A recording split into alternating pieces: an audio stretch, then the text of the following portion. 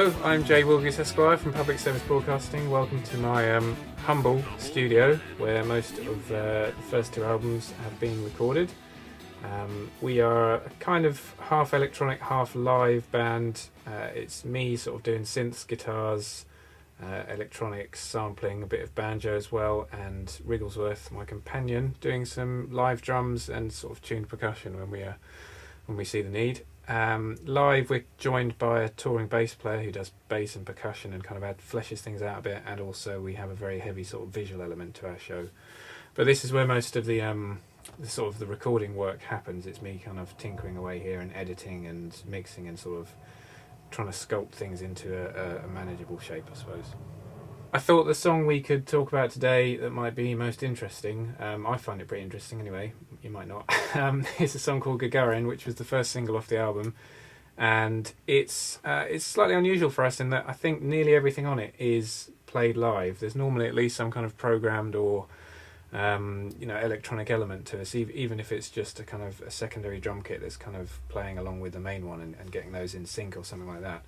But this was much more of a challenge in terms of it's got there's two separate kit setups for live drums. There's more guitars than you can shake a stick at. There's live bass playing. There is a string section, a 5-piece string section, and a 6-piece brass section. So wrangling that all into this very old version of Cubase that I'm running, which I think is 5.2 or something ancient like that, and trying to get it to come out the other side sounding like a hit single, that was the challenge. Now, I was always taught when mixing to start with the kit and sort of start with the rhythm section, start with the kit and the bass. I can't remember who said it, but somebody I'm sure, very famous, many people I'm sure have said it, that you can tell a successful track based on just the rhythm section. You don't need to hear anything else to know that it's going to be a good song. I'll leave it up to you to decide whether or not I've actually succeeded with that in this song. But just starting with the kit on its own, this is kind of the basic drum kit. You've got a bit of reverb from other instruments kind of hanging about there, but it's quite a distorted, compressed sound to the kit. We mic'd it very closely to record it, so there's not a great deal of kind of far mics. Those claps are synthesized, I should say. But anyway, so that's the kind of the basic kit sound. It was recorded in a very tight drum booth at the Pool Studios in Bermondsey. It was an old Pearl kit, I think, or maybe a Premier kit, and it wasn't quite sounding right. So what we ended up doing, I think, if we just listen to the kit totally in isolation, put the kick in as well. It does sound quite lively. There's quite a lot of kind of after to the snare, certainly. And if you take out, there's one mic doing basically all of that, which was, I think we put a 47 FET mic just outside the door. You can hear how kind of dry and a little bit, it just sounds a bit flat without that mic. And you put it back in, everything kind of makes a bit more sense. There's also sort of standard trick of parallel drum bus, so if you take that out as well, again it sounds a lot wimpier. It's basically going through, from memory, I think it must be Universal Audio UAD 1176, which is mangling it quite a lot. You can hear there's a definite crispiness to it when it kind of, when the toms are going, certainly it's definitely fuzzy around the edges, which is the feel that we wanted for it, really. And it helps that you can play the drums well. Don't tell him that I said that. In terms of miking the kit, what we had was a D12 for the kind of the what you get from that is more of the attack, I suppose. Sounds a bit wimpy on its own. Then we had the trick of using NS10 cones just for the sub, so there's a lot of low end weight there. You put the two together, you start to get something more like a kick sound. So it's 2 for the kick, 2 for the snare, top and bottom. Again, so much of the character of the sound of this song comes from the room mic, so on its own it's going to sound a bit, sounds alright. Because he's doing so many ghost notes, you can hear that it wasn't possible to gate the the snare, because you'd lose too much of the definition of the ghost notes. So there's quite a lot of kick coming through it, which isn't ideal. I think I might have had a go at... No, I haven't done anything to it. I've taken out a troublesome frequency here, which was... There's one frequency just ringing across the entire kit on all the mics, just because of the size of the room that we were in, and I think I worked out, looking at this, it was 144 hertz. So yeah, took out 20 dB of that, very tight cut with another UAD plugin.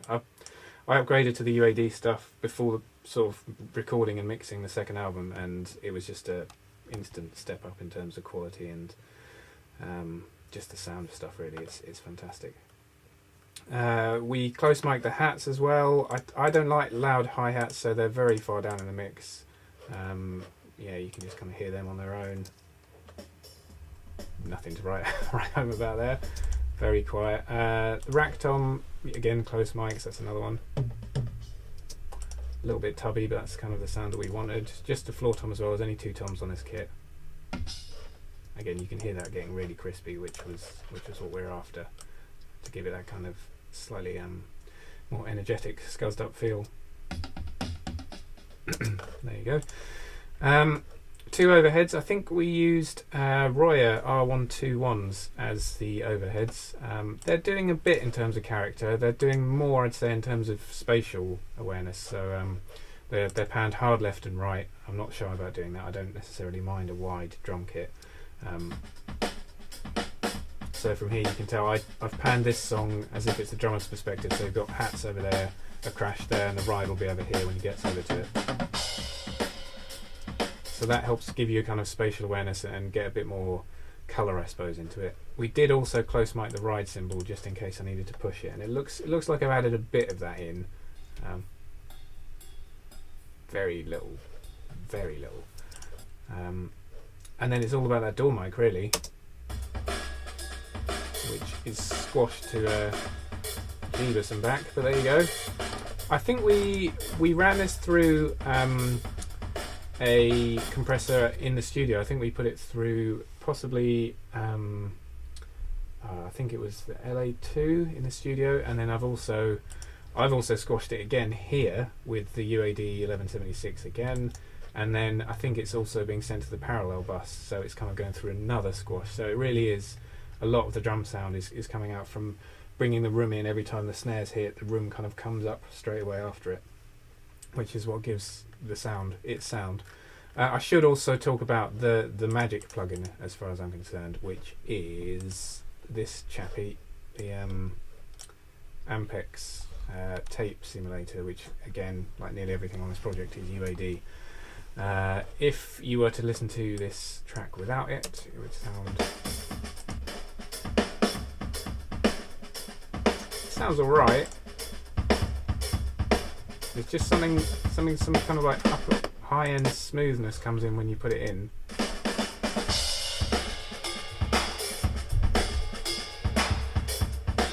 Just get a bit more kind of excitement from it. It's that kind of tape saturation simulation, really.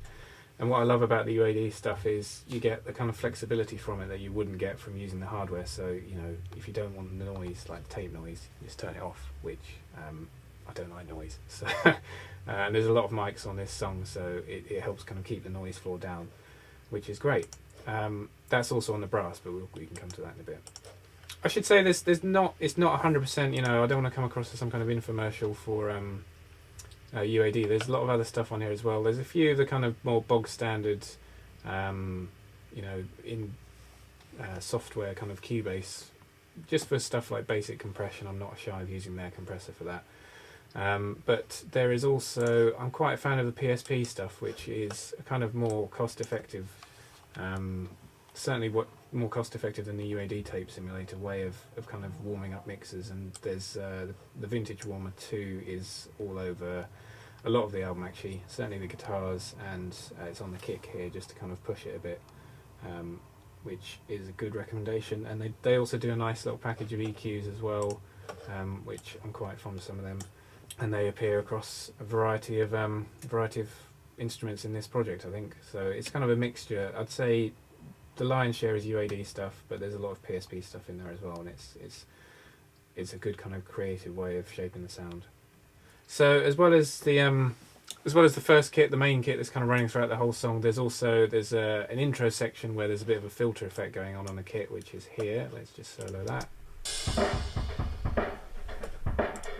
I think that's my trusty old friend, the MS-20, which is kind of acting as a filter there. You hear it opening.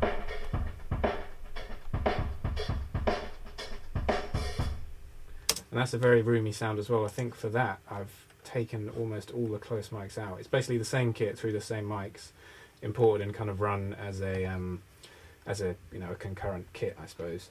I think nearly all of the sound of that is through that same door mic. Yep, looks like it.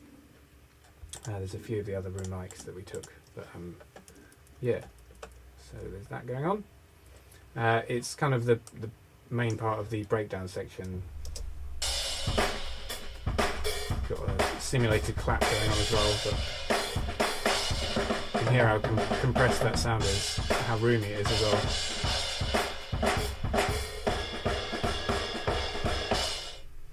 And a very sharp fade on the end because a kind of whooshy special effects noise comes in at that point. But yeah, in terms of the drum stuff, there's a tambourine that I recorded just in this room and sort of had to edit quite tightly because my tambourine playing is not all that. But that's basically the kind of the rhythm section on its own. If we bring the bass into it as well, so that should be here.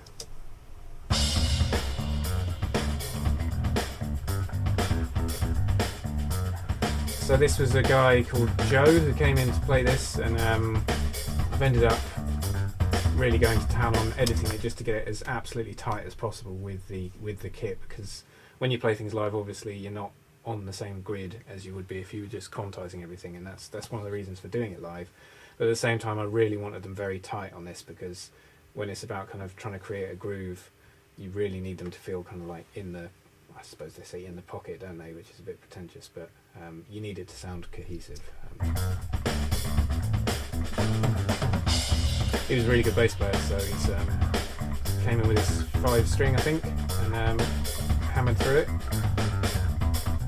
It's not an easy part either. It's very tricky.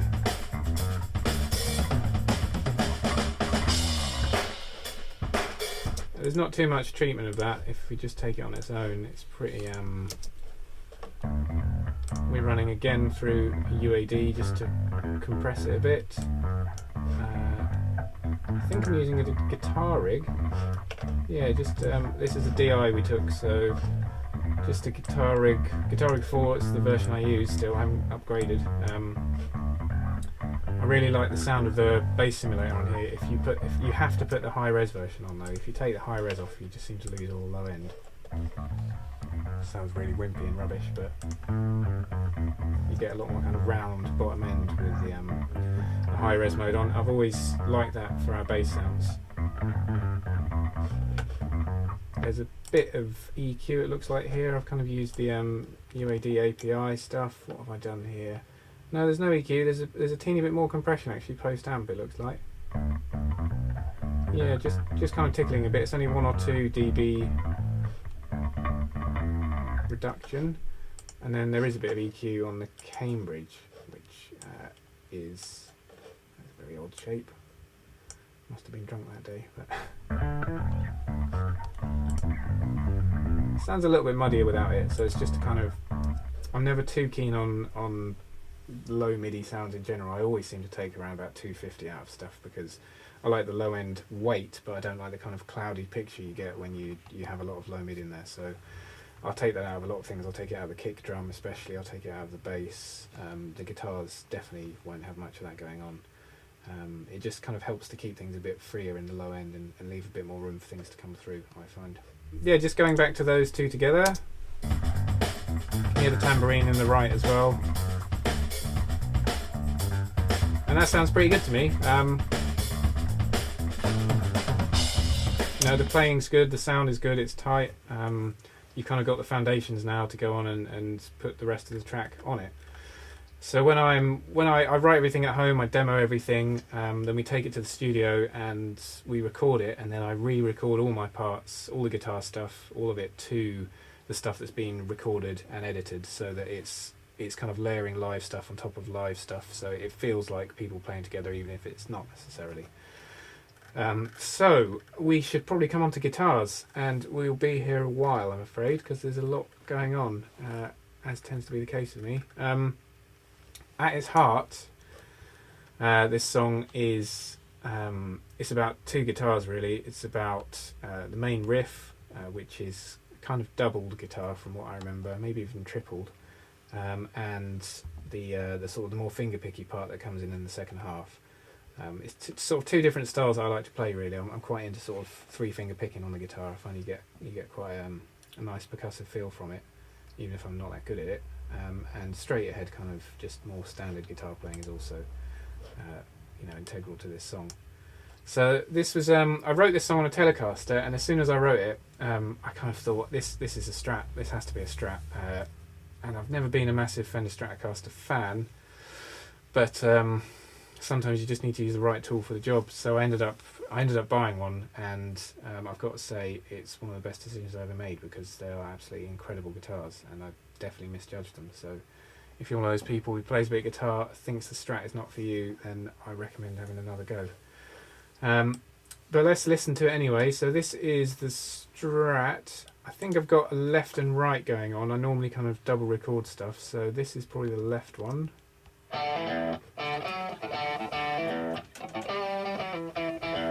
It's quite a sort of 70s sound to me, which is the aim for a lot of it really. The kick, the bass, the brass we ended up using, very 70s sound. Now that's just recorded straight in. That's all done in the box basically. It's guitar rig, and it's very simple. I kind of kept things very simple. I didn't put too much processing on it. It's just the Orange amp simulator in Guitar Rig 4. There's a bit of compression going on there somewhere. Yeah, I've got the 88RS Neve plugin on that as well, which is just kind of tickling away there. So that's the left hand side of the guitar. I think that might be the brighter side, because I've also got this on the right. You can hear that's played on a different pickup. I think that's played on the middle pickup. It's going through the same amp simulator, so the amp simulator is taking left and right of two different guitar strings. You just get a bit more twang from that than the other one, and then together you get a nice bit of kind of high and bite, but also kind of body and twang there. And then in terms of that basic riff, when it gets to the chorus, you are also adding in a third guitar, which I think was a Telecaster, just for a bit of extra beef. So if we listen without, and add the extra guitar in. So you've got three going on there.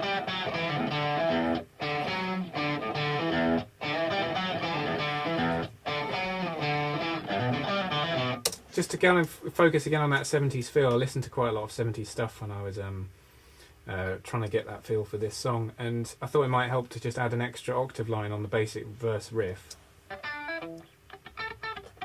So it's kind of palm muted, just up the octave a bit, going through the same guitar amp simulator again, but if you listen to it all in, you might not be able to tell, but I can tell that it's in there, and I think it's just adding again another kind of level of slight excitement to the song. That's the kind of the backbone of this song, those verse guitars, in terms of the guitar parts, but there's so many other guitar parts going on. We've got this kind of very Michael Jackson inspired, with a bit of delay on that.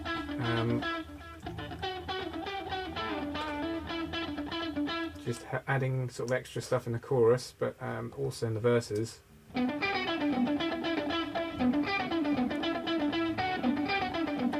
Very, very fast picking pattern that. To play all those notes picking is, again, you can see there's been a lot of editing going on there, because I'm not a very good guitar player. There you go. This is all Guitar Rig 4 stuff again, so I won't take you through every individual setting, because that'd be rather dull for you, but there's also this quite heavily edited part which comes in the second verse. And this is why I knew I needed a Strat, because you don't get this kind of sound from any guitar really, other than a Strat.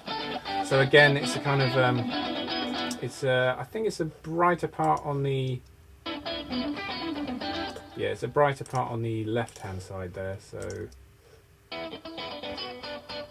same with the verse guitars, so that you've got the brighter kind of treble pickup played on the left, and on the right you've got a more mid pickup. And then together.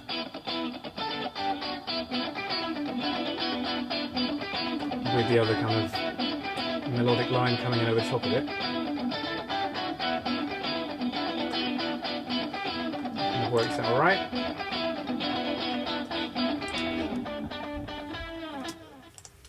There you go. I can't work out where that's going actually in terms of routing. Oh, it's all going again through another guitar rig. So what have we got here? It's the sort of Fender Twin model of guitar rig 4.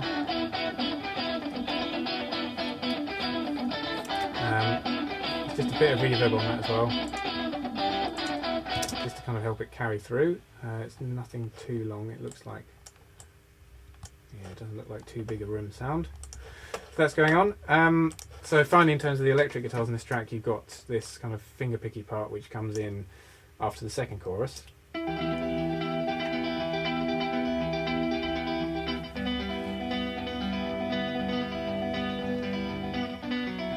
Again, that's very clean, sort of simple stuff. It's just recorded straight in, probably through the API preamp I've got, I think. Just DI'd straight in. What have we got going on here? Yeah, it's just looks like the Fender Twin simulator again, and the compressor's not on, so that's not doing anything. A bit of a treble booster and a bit of delay this time as well. Yeah, it's just kind of helping things out a bit. Again, it's played twice, panned hard left and right, just to give it a kind of width, just to kind of make it stand out rather than kind of sit more boringly and conventionally in the middle of the mix.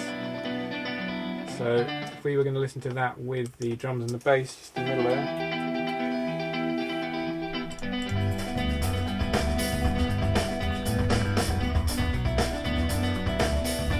Kind of bits, there's rough bits where it's, you know, feeling like it's slightly moving around a bit, but I don't mind that. Bringing the minor key element in the song in as well, so it's kind of hinting a bit more of the darker side of Yuri Gagarin's story, his sort of his early death, which is the idea behind kind of taking it into minor key territory.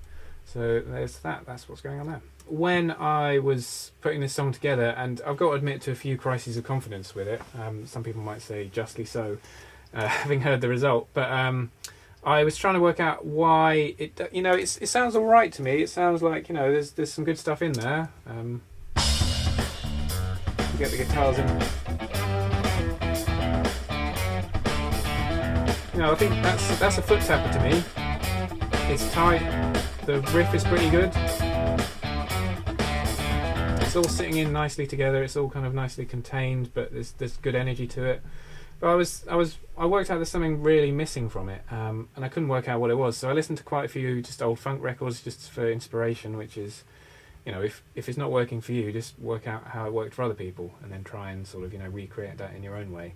That's one of the ways I kind of work. And what I ended up doing was listening to the Doobie Brothers' Long Train Running.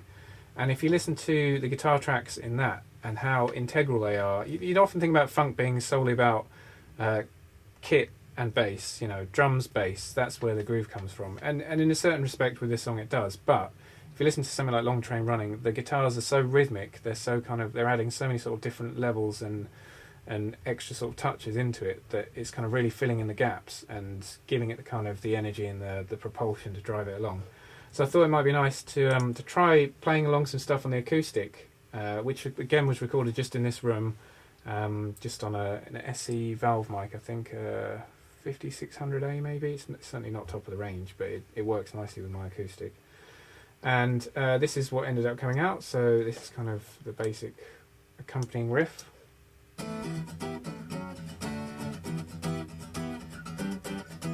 It's quite deliberately rough around the edges. There's times when it's really not kind of you know, in sync particularly well, but it's giving it a kind of lively feel. If you add that in with everything else,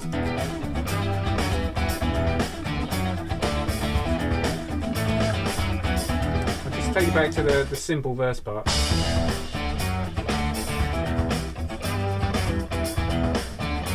It's just an energy and a kind of percussiveness that it brings. If you take it out, it's like all the kind of life is gone. So just again, just with it, take it out. Sounds a bit dead to me. It just sounds a bit like, where's the, back in. So I really need to thank the Doobie Brothers for that, because that kind of saved my bacon there. And I think it really kind of, that is the groove. It's basically electric guitar, bass, drums, and the acoustic is the kind of the vital missing ingredient, really. Sounds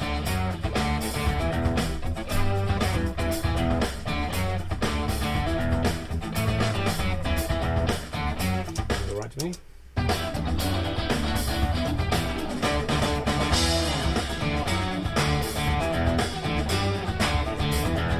In terms of the acoustic processing, I mean, there's really not much on there. I've used a bit of the SSL, channel strip in UAD, just to kind of, just doing a tiny bit of compression again, maybe like 3 dB. There's a bit of EQ on there as well. Not a great deal. Taking out a bit around 800 Hertz, it looks like. This is without it. I can't really tell the difference, so it's not doing a great deal there.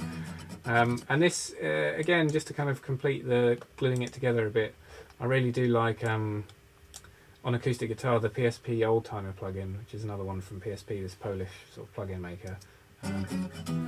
It's just a little tickle. It's not really doing a great deal in terms of compression, but it's about 3 dB.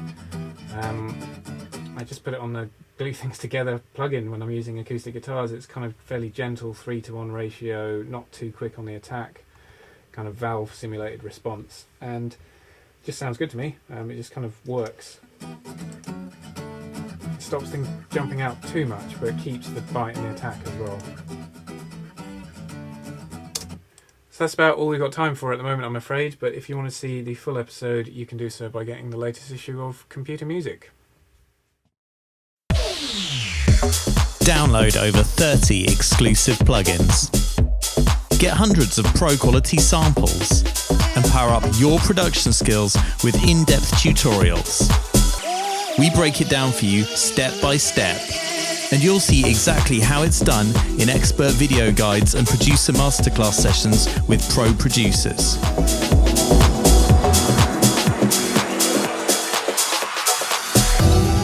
Get all this and more with Computer Music Magazine every month on iPad and iPhone, PC and Mac, Android, and in print.